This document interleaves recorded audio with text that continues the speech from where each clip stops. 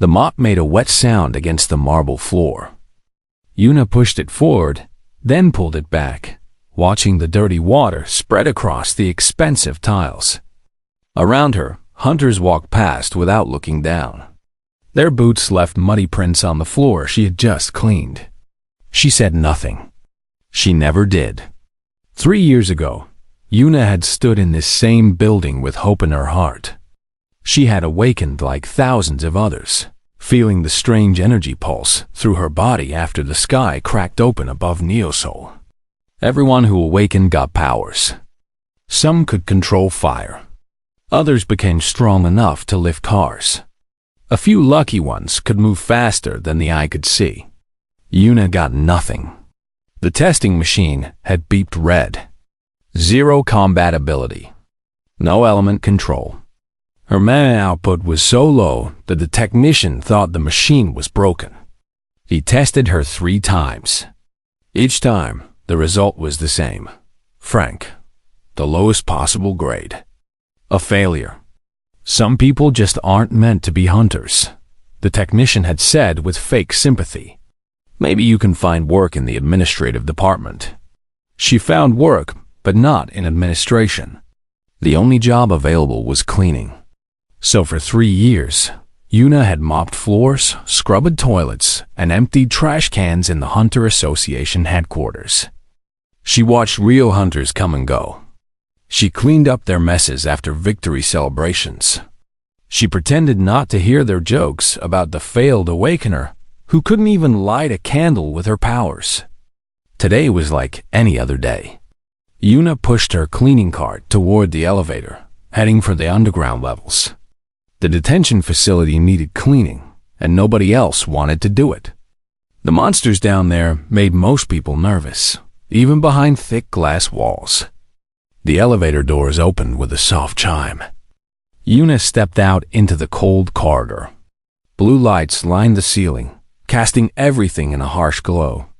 On both sides, reinforced glass cells held captured monsters. Most were brought here for research. Scientists wanted to understand them, to find weaknesses that hunters could use. Yuna walked past a shadewolf, its dark fur seeming to absorb the light around it. In the next cell, a crystal beetle clicked its massive jaws against the glass. She had seen these creatures many times. They no longer scared her. They were prisoners, just like she was in some ways. Trapped in roles they didn't choose. She stopped at cell number 47 and began mopping the floor outside it. Inside, a void stalker paced back and forth. It was a terrifying thing. 8 legs like a spider, but with a body that seemed made of pure darkness. 2 red eyes glowed in what might have been its face. It was B-class, strong enough to kill most hunters easily. The creature stopped pacing. It turned toward the glass and stared at Yuna. She had seen monsters look at her before, usually with hunger or rage. But this one looked at her differently, almost like it was curious. Then the lights went red. Alarms screamed through the corridor. Yuna dropped her mop and looked around in panic. Emergency lights flashed. A voice came through the speakers. Containment breach in Sector D. All personnel evacuate immediately. Sector D. She was in Sector D. The sound of breaking glass made her spin around. Cell 47 was empty. The Void Stalker had somehow broken through the reinforced barrier. 2 security guards ran toward it from the far end of the corridor. They raised their weapons. They never got a fire. The creature moved like liquid shadow. One moment it was by the cell, the next it was among them. Yuna heard screams. Then silence. The Void Stalker turned toward her.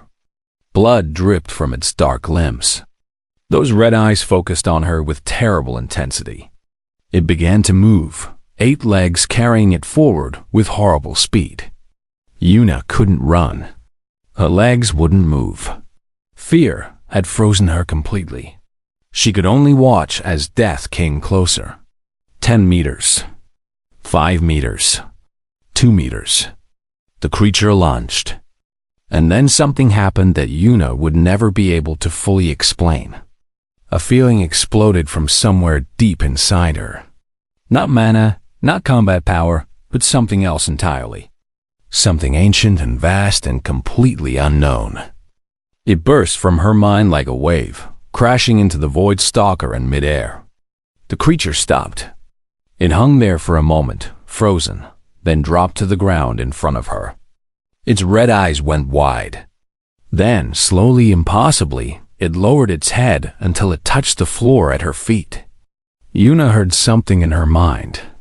Not words exactly, but meaning, understanding. The Void Stalker was not attacking anymore. It was submitting, bowing. It recognized her as something. Something it had to obey. "Go back," Yuna whispered. She didn't know why she said it. The words just came. "Go back to your cell." The Void Stalker rose. Without any resistance, without any hesitation, it walked past her, stepped through the broken glass, and sat down in its cell.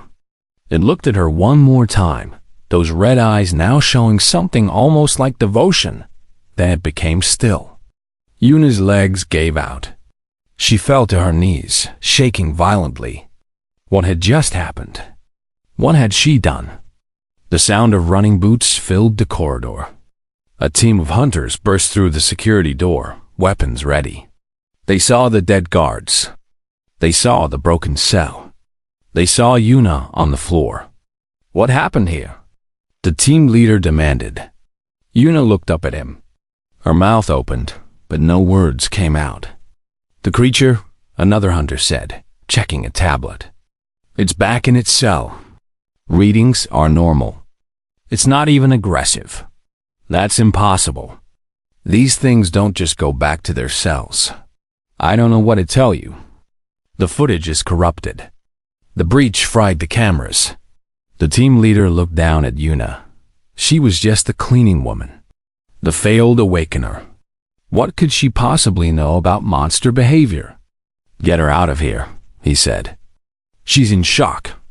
Probably hid until the creature went back on its own. Lucky." Yuna let them help her up. Let them lead her away. Let them believe she was just lucky. But as she walked past cell 47, she felt the Void Stalker's eyes on her back. And she felt something else too. A connection. A thread linking her mind to the creatures. It was waiting for her. Loyal. Ready.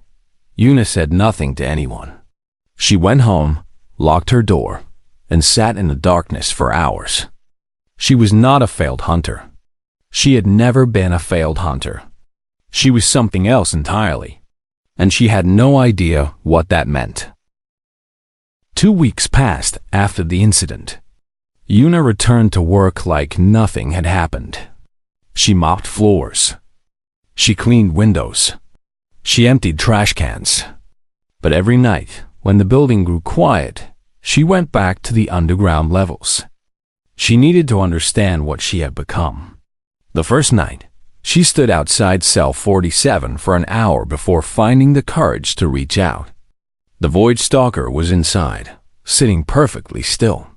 When Yuna focused on that strange connection in her mind, the creature lifted its head. Its red eyes met hers through the glass. She felt its emotions. Not human emotions, but something similar. Loyalty, patience, a desire to serve. The creature saw her as its master. No, more than that. It saw her as something greater. Something ancient that demanded obedience. "What am I?" Yuna whispered to herself. The Void Stalker had no answer. It only waited for commands. The second night, Yuna tried something more dangerous. She walked to cell 23, where a pack of shade wolves were kept. These were D-class monsters, weaker than the Void Stalker, but still deadly to normal humans. She pressed her hand against the glass and reached out with her mind. The connection formed instantly. All 6 wolves dropped to the ground, their heads bowed. She could feel each of them now, like threads attached to her consciousness. They would do anything she asked. By the end of the first week, Yuna had bonded with every monster in the detention facility. 37 creatures of various classes, all linked to her mind, all completely loyal. She discovered important things about her power during those nights. She didn't control their bodies like puppets. She commanded their loyalty, their will. They kept their intelligence and abilities, but they could not harm her or refuse her orders. The connection was instant and seemed to be permanent. She could see through their eyes if she concentrated. She could feel what they felt. And there seemed to be no limit to how many she could bond with. One night, a Barank hunter named Dohan caught her in the corridor. "You're the cleaning woman," he said. He was young, maybe a year older than Yuna. He wore a white coat instead of combat gear, marking him as a researcher rather than a field hunter. "What are you doing down here so late?" Yuna's heart nearly stopped. "Just finishing my work." Dohan looked at her for a long moment. His eyes were sharp, intelligent. "The monsters have been acting strange lately. Did you notice?" "Strange how?" "Calmer. Their stress readings have dropped to almost zero. It started about 2 weeks ago." He tilted his head. "Right after the containment breach, actually." Yuna forced herself to stay calm. "Maybe they're getting used to being here. Maybe." Dohan didn't sound convinced, but he didn't push further. "Be careful down here. These things are dangerous, even behind glass." After that night, Yuna was more careful. She only visited when she was sure no one would see her. But she couldn't stop. The power inside her needed to be understood, needed to be tested. Then the dungeon break happened. It was a Tuesday afternoon. Yuna was cleaning the third-floor cafeteria when the emergency broadcast came through every screen in the building. "Class dungeon overflow in Sector 7. All hunters mobilize immediately." This is not a drill. The cafeteria emptied in seconds. Hunters ran for the exits, pulling on gear as they went. Through the windows, Yuna could see smoke rising in the distance. The sky had turned an ugly shade of red. Dungeon breaks were the worst kind of disaster. When a dungeon wasn't cleared in time, it overflowed, releasing all its monsters into the real world. An S-class overflow meant thousands of creatures were now loose in the city. Yuna was assigned to evacuation support. She joined a group heading to Sector 7 to help civilians reach safety. It should have been simple work. Stay behind the hunter line. Guide people to the shelters. Don't engage any monsters. But the hunter line broke. It happened so fast. One moment, the hunters were holding a defensive position at the main intersection. The next, an ironclad behemoth came crashing through a building, scattering the defenders like toys. The massive creature was A-class, covered in natural armor that could stop bullets. It roared, and the sound shook Yuna's bones. People ran in every direction. Yuna was pushed backward by the crowd, separated from the other evacuation workers. She stumbled into an alley and found herself facing a dead end. She was not alone. A group of children huddled against the wall. 5 of them, none older than 10. They must have gotten separated from their families during the chaos. They looked at Yuna with terrified eyes. The ground shook. The ironclad behemoth had followed the scent of prey. Its massive head appeared at the entrance to the alley, red eyes scanning for targets. When it saw the children, it let out a hungry growl. Yuna moved without thinking. She stepped in front of the children, spreading her arms as if that could stop the monster. "Run," she said over her shoulder. "There might be another way out. Go." "But, go." The children scrambled away, squeezing through a gap in the fence at the far end of the alley. Yuna faced the behemoth alone. The creature stepped closer. Up close, it was even more terrifying. Each leg was thick as a tree trunk. Its armor plates were scarred from countless battles. This thing had killed many hunters before. Yuna reached out with her power. The connection formed. But the behemoth was strong. It resisted. She could feel its rage, its hunger, its instinct to kill. For a terrible moment, she thought it would break free of her influence. Then she pushed harder. She poured everything she had into that mental command. Not violence, not force, just absolute certainty that she was its master. The behemoth stopped. Its eyes went wide. Then, slowly, it lowered its massive head until it touched the ground at her feet. Behind it, Yuna saw the lesser monsters that had been following it. Shadow hounds, razor birds, crawling things without names. Dozens of them, drawn by the chaos. She reached out to all of them at once. They stopped. They turned. And then they began attacking the other monsters that hadn't submitted. The ones too far away for Yuna to reach. A hunter team arrived moments later. They found Yuna standing in the middle of the street, surrounded by monsters that watched her like obedient dogs. The ironclad behemoth sat beside her like a loyal pet. "What the team leader started." Yuna looked at him.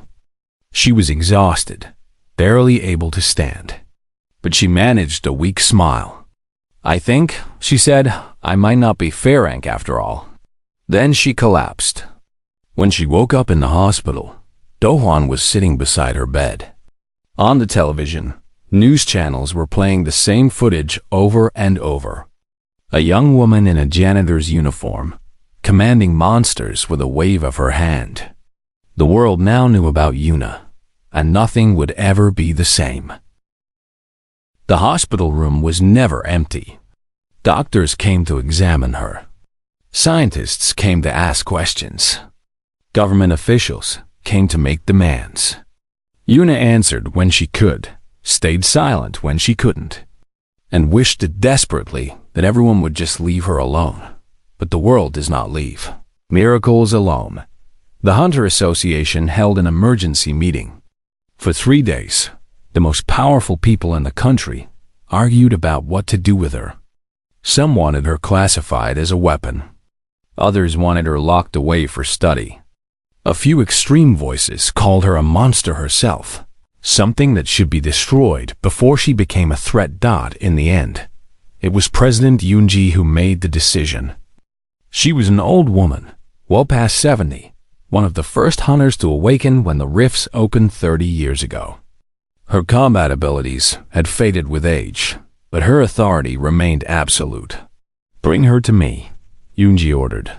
Yuna was escorted to the presidential office on the top floor of the association building. She had cleaned this room many times. She knew where every piece of furniture sat, where every painting hung. But she had never sat in the chair across from Yoonji's desk before. The old woman studied her for a long time. Her eyes were sharp despite her age. "Do you know why the testing machine labeled you rank?" Yoonji asked. "Because I have no combat ability." "No, because the machine was designed to measure combat ability. It couldn't measure what you have, because we didn't know it existed." Yoonji leaned forward. "Tell me, child, when you connect with these creatures, what do you feel?" Yuna thought carefully before answering. "Loyalty, not forced loyalty. It's like they recognize something in me. Something they were made to obey." "Made to obey," Yoonji repeated. Interesting choice of words. She stood and walked to the window. Outside, Neo Soul stretched to the horizon, still bearing scars from yesterday's dungeon break. The rifts opened 30 years ago. Monsters poured through. We awakened powers to fight them. But have you ever wondered why? Why humans suddenly developed these abilities? Why the timing was so perfect? I never thought about it. Neither did most people. We were too busy surviving. Yoonji turned back to face her. But I've been thinking about it for 30 years. And I believe the awakening wasn't random. It was a response. The universe gave us tools to survive. Combat power for most. But for a rare few, something different. She walked back to her desk and placed her hand on a thick folder. I'm giving you provisional S-rank status. Not because of combat power, but because of strategic value. You will be assigned to clear dungeons that have defeated our best teams. You will enter alone, and you will emerge with armies. Yuna stared at her. You trust me with that much responsibility? I trust what I saw in that footage. You stepped in front of children and faced death to protect them. That tells me more about your character than any test ever could. The news of Yuna's promotion spread fast. Reactions were mixed. Many hunters welcomed a new weapon against the monsters. But others, especially those who had mocked her for years, felt threatened. Taiho was the most vocal critic. He was an S-rank hunter, one of the strongest in the country. Tall, handsome, arrogant in the way that only the truly powerful can be. He had been one of the hunters who laughed loudest when Yuna failed her awakening test 3 years ago. This is a mistake, he declared at a press conference. Her power is unnatural. She doesn't kill monsters, she makes friends with them. How do we know she won't turn those creatures against us? She should be contained, not promoted. Yuna watched the conference on television from her hospital room. Dohwan sat beside her, eating an apple. He's scared of you, Dohwan said. He's an S-rank hunter. What could he possibly be scared of? Becoming irrelevant. Dohwan took another bite. For 30 years, hunters like him were the only solution to the monster problem. Now here comes a cleaning woman who can do in minutes what he does in months. If you succeed, people like Taiho become unnecessary. A week later, Yuna was given her first official mission. A dungeon in the mountains north of the city had been classified as S-class after it killed 3 elite teams. Inside were over 3,000 monsters, led by a world serpent, a creature so powerful that no hunter had ever defeated one in combat. The association wants you to clear it, the mission officer told her. Alone? Alone? If we send hunters with you, they might interfere with your process. And frankly, they would just slow you down. Yuna traveled to the dungeon entrance the next morning. A crowd had gathered: reporters, scientists, curious hunters who wanted to see the failed awakener prove herself or fail spectacularly. Taiho was there too, arms crossed, a confident smirk on his face. I give her 10 minutes before she runs out screaming, he said loudly enough for everyone to hear. Yuna ignored him. She walked to the dungeon entrance, a swirling portal of dark energy, and stepped through. Inside, the world changed. The dungeon was vast, a twisted forest under a purple sky. Monsters prowled between the trees, hunting anything that moved. Yuna felt their attention shift to her immediately. Hundreds of predators, sensing easy prey. She didn't run. She didn't hide. She simply walked forward and reached out with her power. The first wave of monsters fell to their knees before her. The second wave hesitated, then submitted. By the time she reached the heart of the forest, over 2,000 creatures followed behind her in perfect formation. The world serpent waited at the center. It was massive, a snake-like creature longer than a train, with scales that shimmered like diamonds. Its eyes held ancient intelligence. It looked at Yuna and the army behind her with something like amusement. Little human, its voice echoed in her mind. You think you can command me? Yuna felt its will pressing against hers. The world serpent was old, powerful, proud. It had never bowed to anything in its long existence. I don't want to command you, she said. I want you to choose. The battle of wills lasted 3 days. Yuna didn't sleep. She didn't eat. She simply sat cross-legged in front of the world serpent and poured her entire being into the connection. She didn't try to force submission. She showed the creature what her memories, her loneliness, her determination to protect the people who had mocked her. On the third day, the world serpent lowered its massive head. You are different, it acknowledged. I will follow for now. Yuna emerged from the dungeon at dawn. Behind her marched 3,000 monsters in perfect rows. At the head of the army, the world serpent slithered through the portal, its enormous body blocking out the rising sun. The crowd fell silent. Reporters forgot to take pictures. Even Taiho's smirk disappeared. President Yunji stepped forward. She looked at the army, looked at the world serpent, looked at the exhausted young woman who had accomplished the impossible. Welcome back, Hunter Yuna, she said. I believe you've just redefined what it means to be Srank. Yuna smiled weakly. Then she fell asleep standing up, and Dohwan had to catch her before she hit the ground. Behind her, 3,000 monsters stood guard, waiting for their master to wake. 6 months changed everything. Yuna cleared dungeons across the country, then across the continent, then across the world. Her method never changed. She entered alone. She bonded with everything inside. She emerged with reinforcements. Each victory added to her army. Each army helped prevent the next disaster. Global monster incidents dropped by 60%. Cities that once lived in constant fear now had new guardians. A pack of void stalkers protected the streets of Neo-Seoul. Ironclad behemoths stood watch at the European rift points. World serpents patrolled the oceans, destroying any monsters that tried to approach populated coastlines. Yuna commanded over 50,000 creatures now. She could feel each one, a vast web of connections stretching across the globe. They were her eyes, her ears, her hands in places she could never physically reach. And they were utterly loyal. The world called her the Monster Queen. She hated the name. I'm not a queen of anything, she told Dohwan one evening. They sat on the roof of the association building, watching the sunset paint the sky orange and gold. A small void stalker, the first one she had ever bonded with, lay curled at her feet like a cat. I'm just a woman who talks to monsters.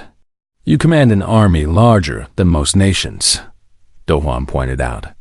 You've saved more lives than any hunter in history. People are going to call you something. Couldn't they pick something less dramatic? Below them, the city hummed with life. 3 years ago, the streets would be empty by nightfall. People feared the darkness, feared what might come through the shadows.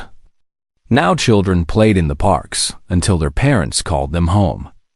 The darkness held no terrors anymore. Not when the monsters in it answered to Yuna, but not everyone was grateful.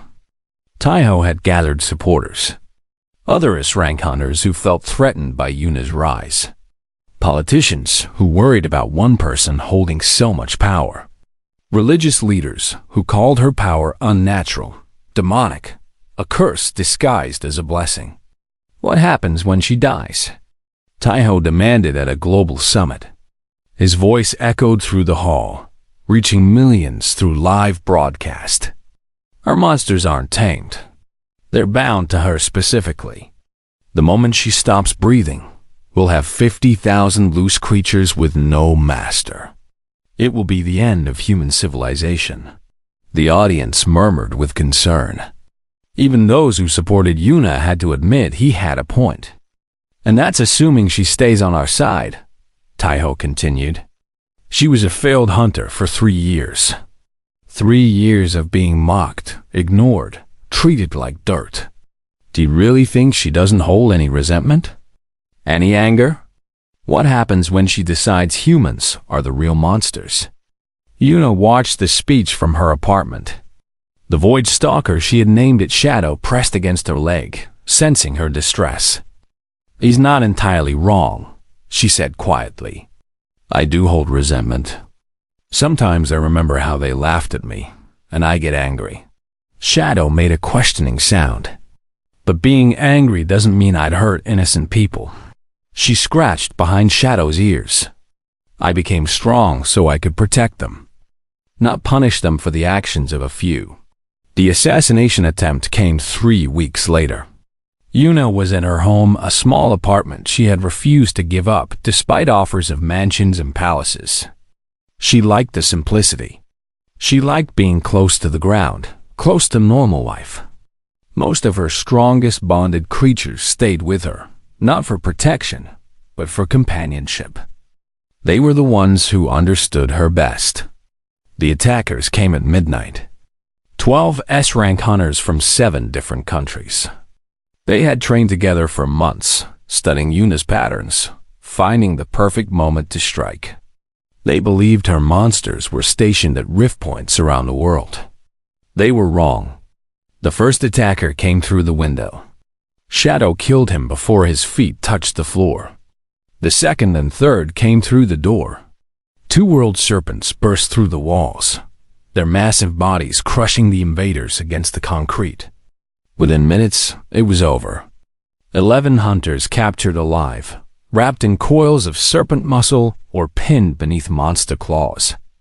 1 hunter knelt before Yuna in chains. Taiho. He glared at her with hatred in his eyes. Blood ran from a cut on his forehead, but his spirit remained unbroken. "Go ahead," he spat. "Kill me. Show everyone what you really are." Yuna looked at him for a long moment.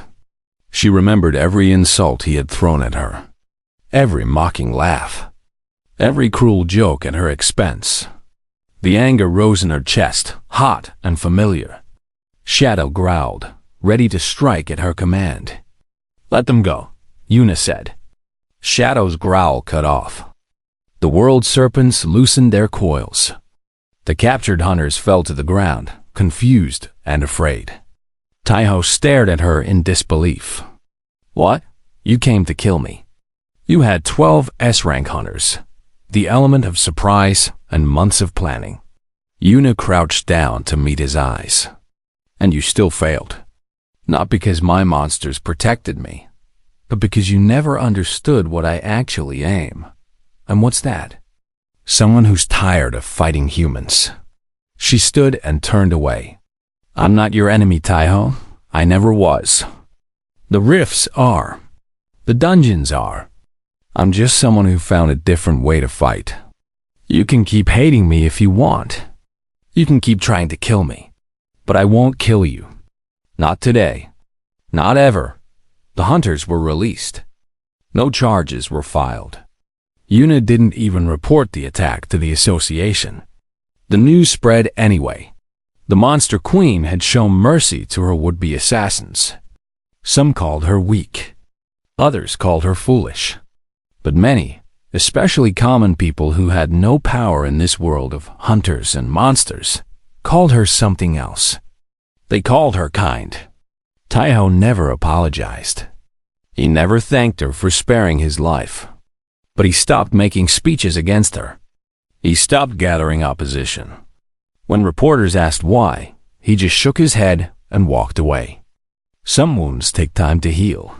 Some minds take time to change. Yuna understood that. She had spent 3 years being called a failure. She knew what it felt like to be wrong about something you believed completely. She could wait. In the meantime, there were still dungeons to clear. Still people to save. Still monsters to bond with. The Monster Queen had work to do. Dohan found the documents buried in classified archives. Files from 30 years ago, from the first days after the rifts opened. Files that had been sealed and forgotten because nobody wanted to face what they contained. He brought them to Yuna on a rainy Tuesday night. "You need to see this," he said. His face was pale. His hands trembled as he spread the papers across her table. "I thought the rifts were random. Natural disasters, like earthquakes or storms. I was wrong." Yuna picked up the first document. It was a research report from the early days, written by scientists who were long dead now. The language was technical, full of terms she didn't understand. But the conclusion was clear. The rifts were a response, she read aloud. Something on the other side detected humanity's awakening potential and opened a door. "Keep reading." She turned to the next page. This one contained interviews with the first awakened hunters. People who had fought in those terrible early days when humanity didn't understand what was happening. One interview stood out. "The monsters don't attack like predators," an unnamed hunter had said. "They attack like refugees. Like they're running from something. Some of them even tried to hide among us before the fighting started."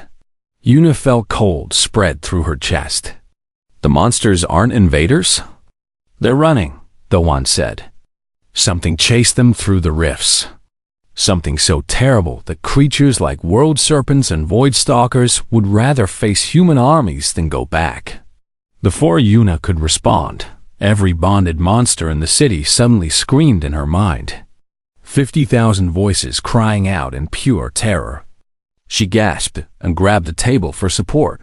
"What is it?" Dohwan asked. "What's happening?" "They're afraid." Yuna's voice shook. "All of them. Something is coming." The sky split open, not a dungeon rift. Not the small tears that had appeared over the past 30 years. This was something else entirely.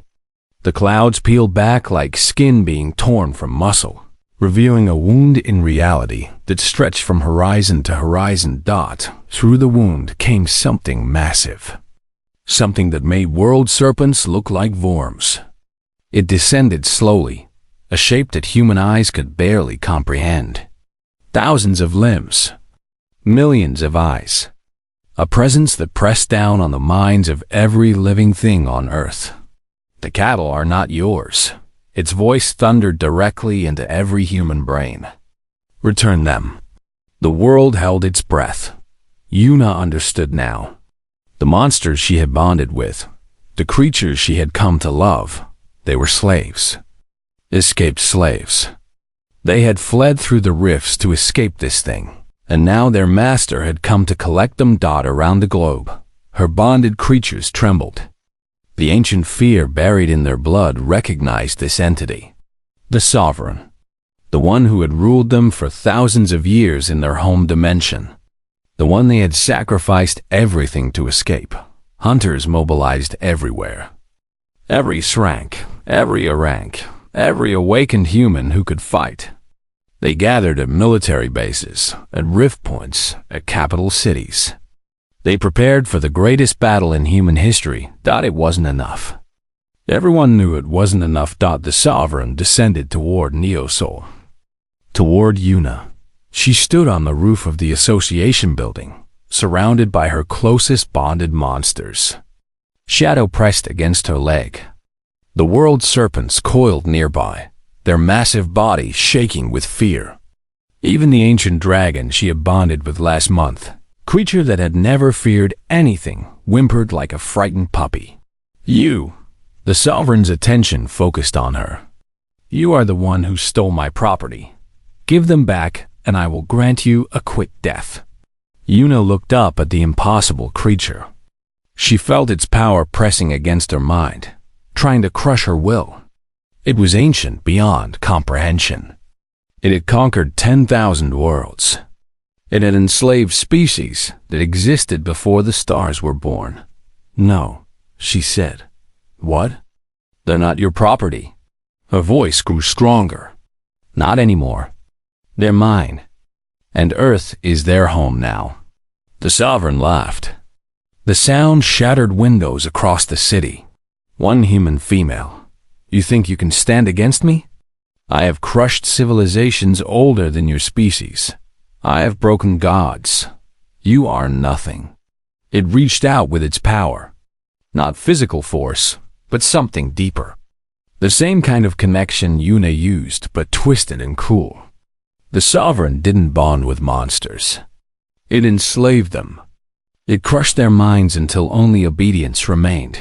Yuna felt her monsters waver. The ancient commands buried in their blood screamed at them to submit, to return to their master, to become property again. Shadow whimpered. The world serpents began to uncoil. Even the ancient dragon lifted its head toward the sovereign with glazed eyes. "No," Yuna said again. She reached out through her bonds, touching every one of her 50,000 creatures at once. Not with commands, not with force, with memories. She showed them the past 6 months, the battles they had fought together, the cities they had protected, the children whom now played safely in parks because monsters stood guard. "I didn't enslave you," she said through the connection. "I asked you to join me. You chose this. You chose freedom. Are you going to throw that away?" The Sovereign pressed harder. "They have nitrogen monoxide choice. They are made to obey." "They were made to obey you," Yuna agreed. "But they chose to follow me." Shadow stopped trembling. The Void Stalker lifted its head and looked at Yuna with those red eyes. Eyes that held not fear anymore, but determination. One by one, the bonded monsters turned away from the Sovereign. They faced their former master not as slaves, but as soldiers, as friends, as family. "We are not your cattle anymore," the ancient dragon spoke directly to the Sovereign. "We belong to her now, freely, willingly, and we will fight." Hundreds of thousands of monsters around the world added their voices to the challenge. They had spent countless years in terror of this entity. But Yuna had shown them something else: kindness, respect, the knowledge that they mattered beyond their usefulness. They would not go back. They would rather die. The battle lasted 3 days. The Sovereign was powerful beyond imagination, but it fought alone against an entire world. Human hunters attacked from the ground. Bonded monsters attacked from everywhere else. And at the center of it all, Yuna stood firm, holding her mental network together through exhaustion and pain and fear. On the 3rd day, the Sovereign retreated. "This is not over," it promised as it climbed back through the wound in the sky. "I will return, with others, with armies. Your world will burn. Then we'll be waiting," Yuna replied. The rift sealed behind the Sovereign. The sky healed. The world breathed again. 1 year later, Yuna sat on the roof of the Association building, watching the sunset. Neosol had been rebuilt. Better than before. Humans and monsters worked side by side now, construction crews of both species rebuilding what had been destroyed. Shadow lay at her feet, purring like a massive, terrifying cat.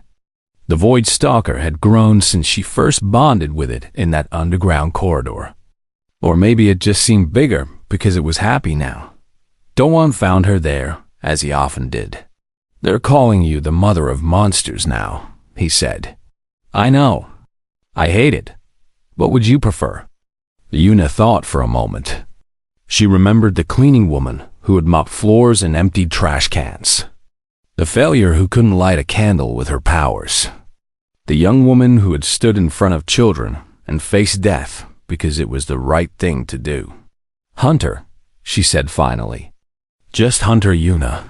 The one who failed every combat test and ended up saving the world anyway."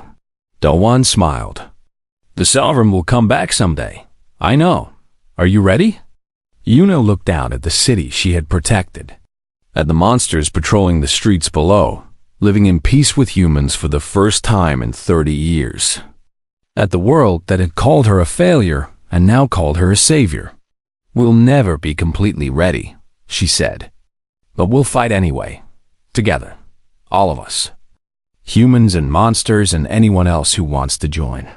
She scratched Shadow behind the ears. The Void Stalker made a sound of pure contentment. Humanity had never been alone in this fight. They just needed someone who could see that monsters could be allies, not just enemies. Someone patient enough to bond instead of battle. Someone kind enough to show mercy when everyone expected cruelty. The universe had given humans tools to survive. Combat power for most, but for Yuna, it had given something rarer. The ability to understand, and sometimes, that was the greatest power of all.